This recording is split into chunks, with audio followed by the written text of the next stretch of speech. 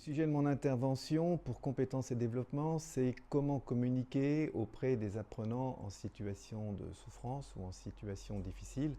C'est donc une intervention qui va concerner plutôt les risques que possèdent les étudiants et surtout avec un focus sur l'équilibre et la santé mentale. En tant que coordinatrice pédagogique, on est au contact des étudiants de manière quotidienne et cette formation, du coup, vise à se concentrer sur les difficultés que nos étudiants peuvent rencontrer et à les accompagner au mieux. Donc je pense que c'était important de la suivre pour mieux accompagner nos étudiants. Je gère de l'humain tous les jours et pour moi c'est pas facile de bien détecter quand nos étudiants peuvent avoir des soucis et c'est pas facile non plus de communiquer avec eux, donc j'avais vraiment besoin qu'on m'éclaire à ce sujet. Je crois que la principale difficulté, c'est la relation aux réseaux sociaux et à l'identification des groupes dans les réseaux sociaux, puisque c'est de là que va naître ce qu'on appelle le harcèlement, voire le cyberharcèlement.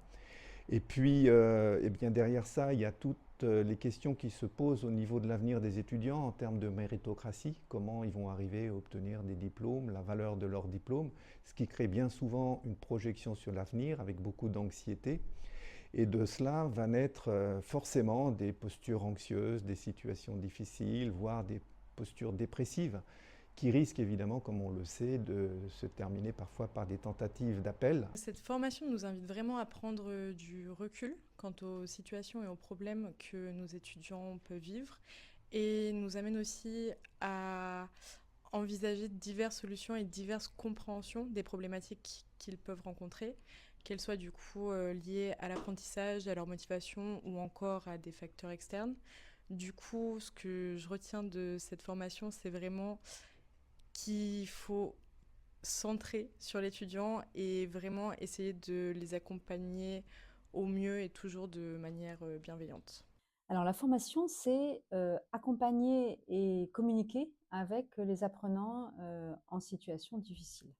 Et donc elle s'adresse par définition à tous nos collègues qui sont en contact régulier avec nos 14 000 apprenants. Elle permet déjà de les aider à repérer, à identifier les signaux faibles qui permettent de repérer donc des personnes qui sont en situation personnelle difficile. Elle permet d'écouter, de montrer d'expliquer à nos collègues comment on peut écouter, éventuellement accompagner ces personnes en situation difficile. Elle permet surtout de leur donner les clés pour orienter les personnes, pour les orienter et pour les orienter avec la bonne distance. Je trouve qu'elle nous apporte vraiment des moyens pour mieux comprendre les étudiants, détecter leurs faiblesses et puis ça nous permettra aussi de mieux appréhender le, la communication avec eux vraiment d'aborder le sujet avec eux et ça va nous aider vraiment à trouver la bonne manière d'échanger avec l'étudiant pour pouvoir l'accompagner.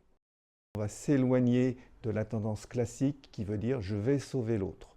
Donc je vais rester sur mon territoire. Ça, c'est la première des démarches et elle n'est pas si simple.